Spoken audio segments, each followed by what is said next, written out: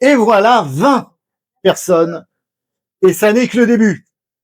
Parce que les 25 suivants vous seront présentés fin janvier, histoire de permettre à toutes celles et tous ceux qui voudraient travailler avec nous de monter à bord maintenant.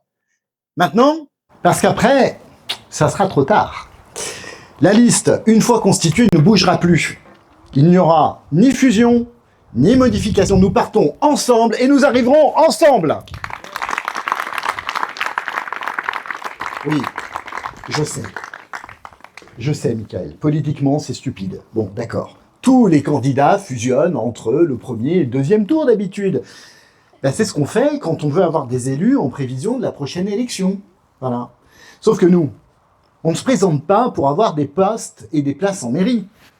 On se présente parce que nous sommes persuadés que le programme sur lequel nous travaillons maintenant ensemble depuis 6 ans, c'est la solution pour donner un nouvel élan pour Fréjus. Si les Fréjusiens n'en veulent pas, bah écoutez, tant pis, hein, au moins on leur aura donné une alternative solide pour remplacer la misère qu'on nous propose actuellement. Donc, tout le monde entend, si à l'issue du premier tour, nous ne sommes pas en position de battre l'équipe en place, eh ben on se désistera sans condition en faveur de la liste d'opposition qui sera la mieux placée. Donc, ça c'est dit. J'attends évidemment que les autres candidats de l'opposition prennent publiquement le même engagement. Pour l'instant, on ne les entend pas beaucoup, hein, vous avez vu? D'accord. Au moins, à défaut, vous saurez à qui vous avez affaire et vous voterez en conséquence. Et là, il faut quand même que je vous fasse une confidence. On est quand même un peu fou. Parce que si on en croit la rumeur à Fréjus, ben, tout le monde adore le maire actuel. Donc c'est plié en fait. C'est amusant parce qu'on nous rechante la même chanson qu'en 2014 ou en 2020, hein, quand vous vous en souvenez. Ça s'appelle la guerre psychologique. Tout le monde a bien compris la valeur scientifique d'un micro-trottoir comme celui de BFM TV cette semaine. C'est facile en fait. Hein. Le maire tient le chéquier des subventions aux associations depuis 12 ans. Personne ne va vraiment au conseil municipal ni ne sait franchement ce qu'il fait, on ne le voit pas. On prend 3 passants sur le marché à 11h du matin, quand vous, là, les parents, vous galérez pour aller récupérer vos enfants à la sortie de l'école, et puis bingo, ben voilà, le maire est formidable. Sauf que, aujourd'hui, le maire formidable, ben, il a quand même augmenté la dette de 30 millions supplémentaires. Sauf que le maire formidable, il a quand même un bilan sécurité proche du néant. Sauf que le maire formidable, il a bétonné la ville et défait régulièrement la chronique judiciaire. Et puis, il y a les bruits de couloir. Les bruits de couloir, c'est sympa. À gauche, on dit « Bonnemin », il ne faut pas voter pour lui, il va demander l'investiture LR. Bon, première nouvelle. Chez Racheline, on dit « Oh mais Bonnemin, il ne faut pas voter pour lui, il est communiste ». Chez Cerruti, puisqu'on a entendu, chez Cerruti, on dit que je suis maintenant du centre-gauche. Bon, bah écoute, je suis au centre-gauche. À tous, je vais répondre. Ça fait 6 ans qu'on est là, et vous n'avez toujours rien compris. Arrêtez 2 minutes avec vos calculs politiciens à 2,50 €. Notre parti, c'est Fréjus. Ce sont des femmes et des hommes de bonne volonté qui pensent qu'on n'a pas besoin d'étiquettes politiques pour gérer le Fréjus que nous aimons. On n'a pas besoin de l'étiquette RN que Racheline est en train de perdre, en réalité, englué qu'il est dans ses affaires judiciaires et celles de son parti. On n'a pas besoin de l'étiquette LR que M. Cerruti, qui... Alors, Cerruti, c'est formidable parce que d'habitude, il est debout la France, Dupont-Aignan, vous voyez. Et puis là, tout d'un coup, il se dit « Ouh, ça va payer si je demande l'étiquette LR ». Alors du coup, il est allé voir Masquelier, il est allé voir Françoise Dumont, et il est allé voir un peu les caciques, et il est allé quémander l'investiture LR. Et évidemment, Masquelier va la lui donner, trop heureux en réalité d'affaiblir la seule opposition crédible afin de pouvoir renforcer son petit copain David Racheline. Eh bien moi, je vous le dis, j'en ai ras-le-bol de ces tambouilles pourries. Et j'espère que vous aussi.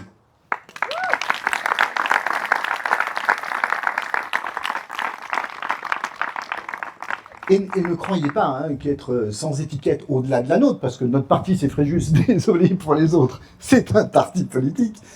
Ne croyez pas qu'être sans étiquette, c'est être sans conviction. Des convictions, moi j'en ai.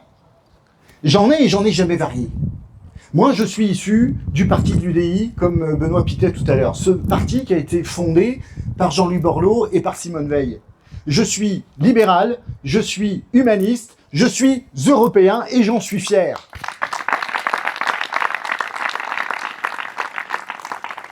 Sauf que si vous y réfléchissez, qui suis-je moi pour imposer ma vision à tout cela là, tous les amis qui sont derrière moi? Je ne vais pas demander à Michael Cavalieri, ancien président national des jeunes de l'UMP, d'avoir forcément la même vision que moi de l'Europe. On n'a pas la même vision de l'Europe, Michael, et c'est bien, je finirai par te convaincre un jour.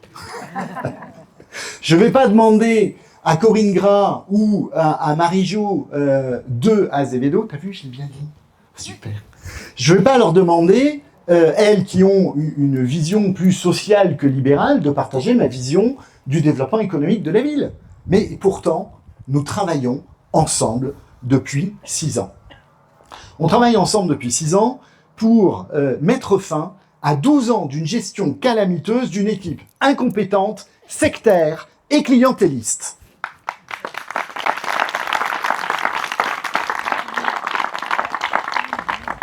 Vous voyez qu'on ne fait pas dans l'eau tiède, hein, vous avez vu? Ouais, d'accord.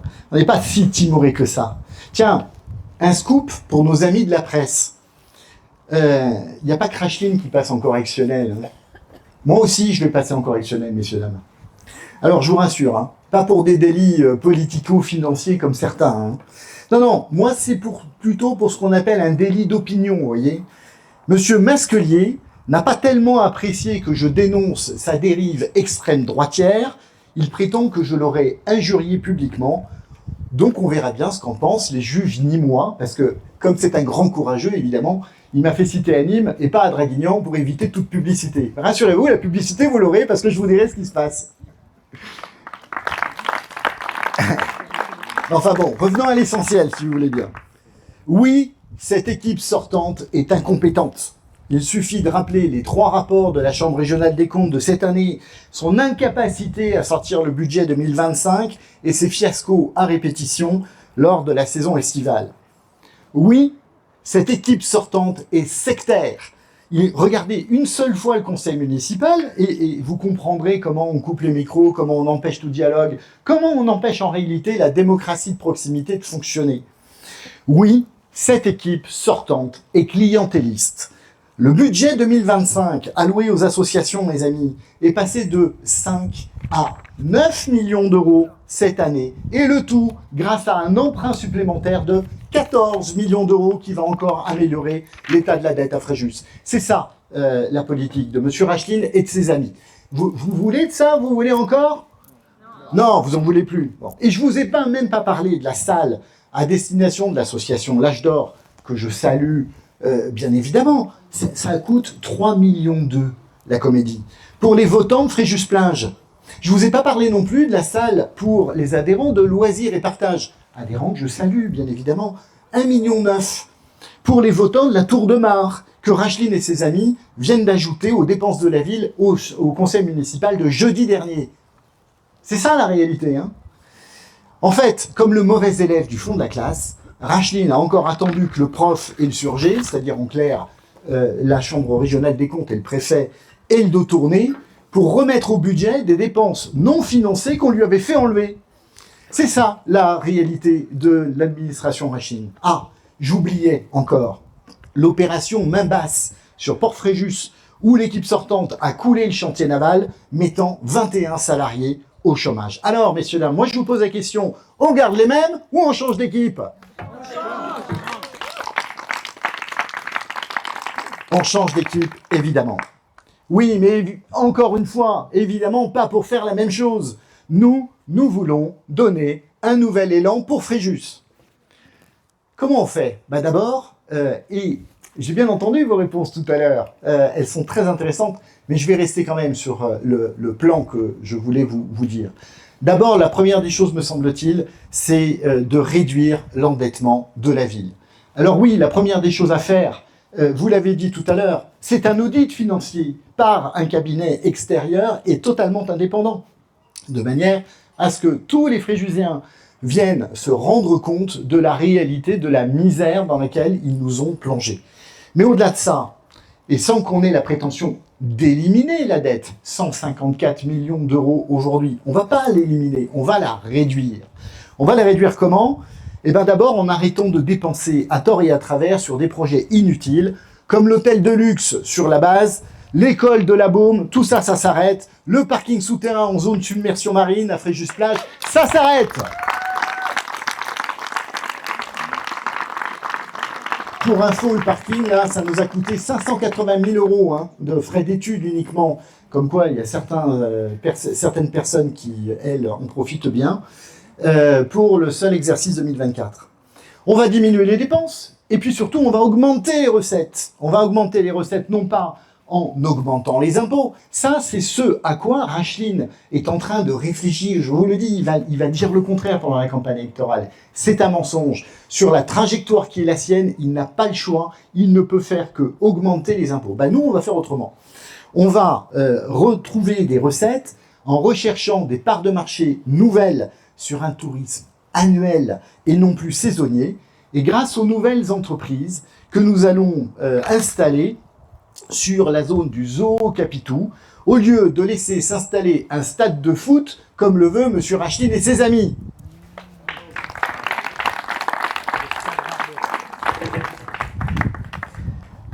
Réduction de l'endettement de la ville, c'est le premier axe, et puis le second, c'est de redonner à Fréjus le rayonnement qui lui est dû. On va commencer par le commencement, si vous voulez bien. Le commencement, c'est la base. On va préserver la base. On va reprotocoler avec l'État pour augmenter la durée de la convention et multiplier par 10 le montant de la pénalité libératoire en cas de changement de destination. Mais on va arrêter, je l'ai dit tout de suite, le projet d'hôtel de luxe. On va remplacer les anciens services techniques par un jardin public. Et on ne va plus garer les voitures sur la plaine, c'est la base nature et pas la base voiture.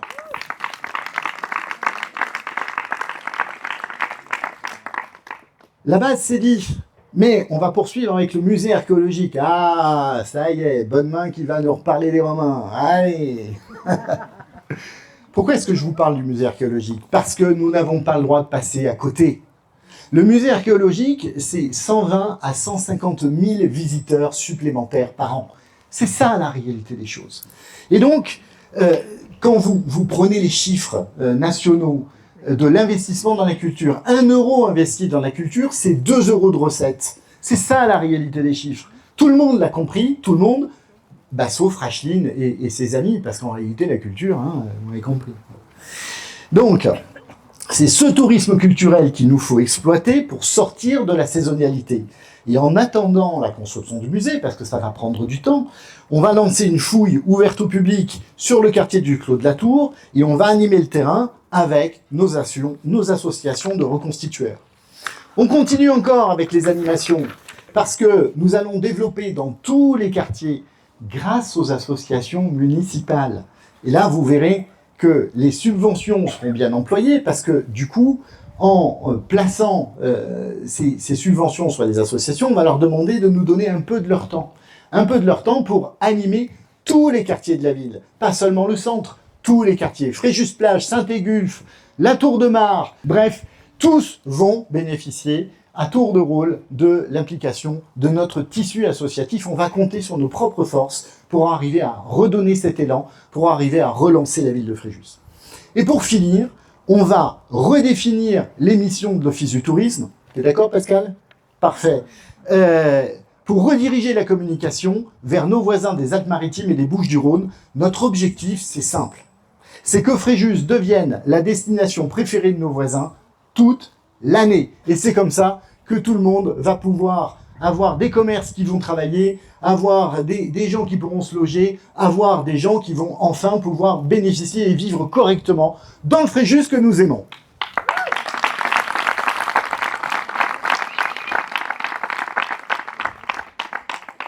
Et là, je commence à vous entendre. Ben ouais, c'est bien joli. On fait pour les autres. Mais au quotidien, C'est quoi les changements? Eh bien, au quotidien, moi, il y a déjà une chose qui m'insupporte, et j'ai cru comprendre tout à l'heure que vous aussi. Vous en avez pas marre de la bétonisation de la ville? Ouais, pareil.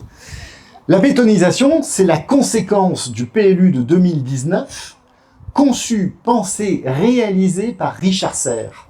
Richard Serre, qui est aujourd'hui le premier conseiller de M. Cerruti, l'agent immobilier de Saint-Raphaël. Il n'y a pas un truc qui ne va pas, là? Candidat de Masquelier, candidat de Saint-Raphaël, l'ami de Richard... Bon, bref, chacun voit midi à sa porte.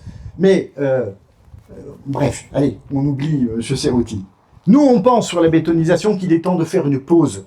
Nous pensons qu'il faut construire là où c'est possible, et pas n'importe comment, simplement pour faire des coûts financiers. Voilà pourquoi nous allons, dès juin 2026, commencer la révision du PLU pour empêcher la construction de tout immeuble collectif de plus de 10 logements dans tous les quartiers de la ville. Tous les quartiers de la ville. Il n'y en a que 2 qui ne seront pas concernés par cette règle. Le premier, c'est le centre. Pourquoi? Parce qu'il est déjà dense et qu'on a déjà tous les services collectifs, on n'aura pas besoin de les créer à nouveau. Et quand un immeuble s'effondre ou doit être détruit, il faut qu'il soit remplacé par un autre immeuble. C'est logique. Et le deuxième quartier, celui sur lequel cette équipe municipale a failli depuis maintenant 12 ans, c'est la ZAC des Sables. La ZAC des Sables qui est le poumon de la construction pour toute la communauté d'agglomération et qui est en jachère depuis maintenant 30 ans. Ça fait au moins 12 ans que cette équipe en est comptable et que cette équipe n'a rien fait. Nous allons sortir la ZAC des Sables de terre.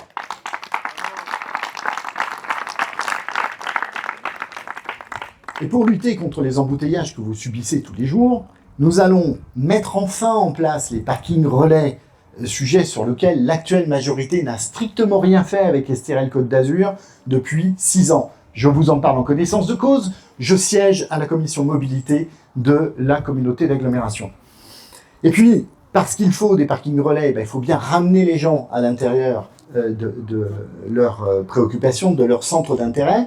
On va développer les transports en commun. Vous voyez, au lieu de mettre 100 millions dans la promenade des Bains, nous, on va consacrer une partie du financement d'Estérel Côte d'Azur, c'est quand même 330 millions d'euros de budget annuel, sur le développement des transports en commun pour permettre à tous les Fréjusiennes, toutes les Fréjusiennes et tous les Fréjusiens qui le souhaitent, il ne s'agit pas d'imposer, de pouvoir enfin circuler autrement dans Estérel Côte d'Azur, dans Fréjus-Saint-Raphaël.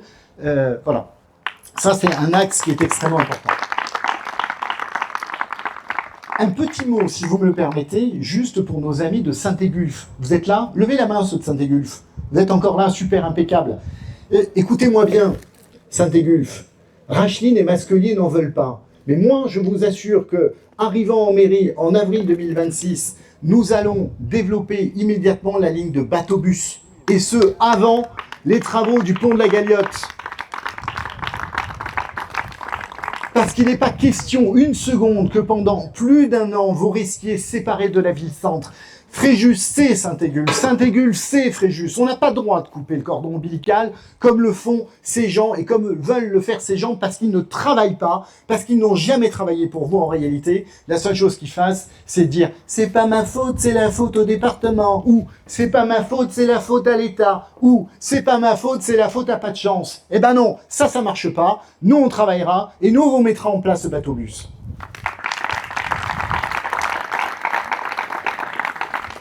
Et puis les amis, il y a enfin, c'est pas enfin, c'est un élément, c'est enfin pour aujourd'hui, parce que les projets, il y en a plein, mais je vais pas tous vous les égrener, sinon on y est encore jusqu'à la moitié de l'après-midi. Il y a un sujet qui me tient énormément à cœur, c'est aider nos jeunes actifs à se loger correctement.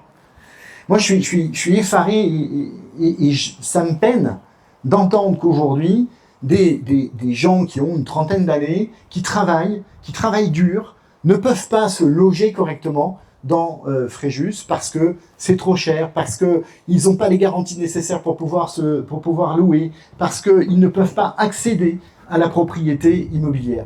Je pense qu'il faut que ça change. Il faut que ça change parce que sinon, notre ville, comme Saint-Raphaël, va finir par devenir un EHPAD à ciel ouvert. Et ça, on peut pas le tolérer. Une ville qui est dynamique, une ville qui bouge, eh ben, c'est une ville qui fait attention à ses jeunes, qui fait attention à ses jeunes actifs.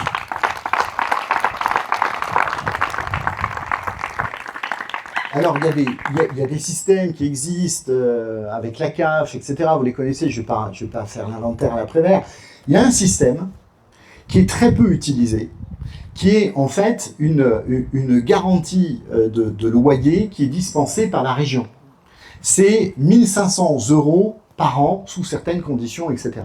Et bien moi, je pense qu'il faut augmenter en réalité cette aide-là, et ça, c'est typiquement le rôle de la commune de Fréjus pour aider ces jeunes. Voilà ce qu'on fera pour pouvoir doubler l'aide de la région à l'intention des jeunes au titre des aides au logement locatif.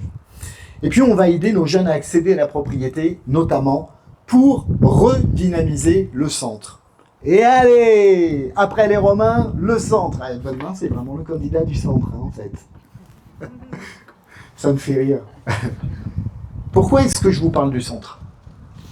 Parce que, en réalité, je le disais tout à l'heure, tous les services y sont déjà, à l'exception des crèches. À l'exception des crèches, et d'ailleurs, petite parenthèse, voilà pourquoi nous allons délocaliser le conservatoire de musique, d'art dramatique et de danse. On va délocaliser ce centre de l'école Melzer. On va créer une nouvelle maison des arts qui sera très largement subventionnée par la région et par le département, de manière à ne pas alourdir encore davantage les finances de la ville.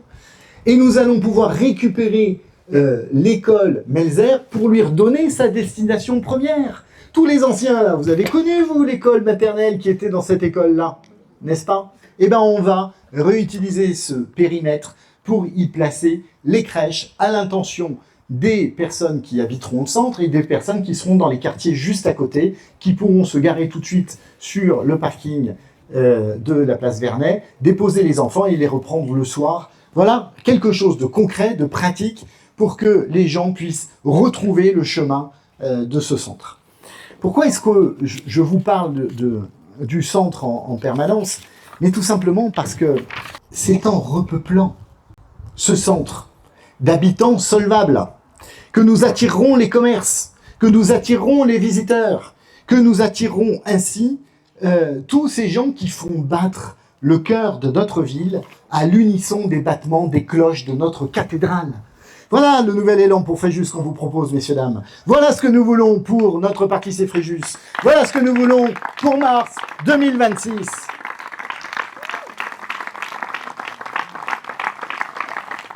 Alors, je vous l'ai dit, c'est avec un petit aperçu du programme que nous allons vous présenter dans les 5 mois qui commencent aujourd'hui. Je ne vous ai pas parlé de sécurité, on a des projets. Je ne vous ai pas parlé de propreté urbaine, nous savons où nous allons. Je ne vous ai pas parlé de notre politique à l'égard des quartiers, de tous les quartiers. Vous avez bien raison. Suivez-nous sur les réseaux, suivez-nous lisez nos publications, rejoignez le comité de soutien. Vous avez tous les éléments qui vous permettent de vous inscrire et vous saurez tout en temps réel, il n'y aura pas de difficulté. Mais, comme je vous le disais déjà ici, l'année dernière, eh ben on ne construit rien sans fondation solide. Voilà pourquoi nous avons voulu placer notre action municipale sur des bases saines. Voilà pourquoi, au-delà de la loi, nous croyons à l'engagement individuel, à la vertu d'un serment qui nous engage à votre égard. Et voilà pourquoi nous avons rédigé ensemble cette charte éthique que nous allons maintenant vous présenter et signer ensemble. Parce que c'est ensemble que nous allons gagner votre confiance et que nous allons gagner cette élection municipale. Parce que c'est ensemble que nous allons donner un nouvel élan pour Fréjus.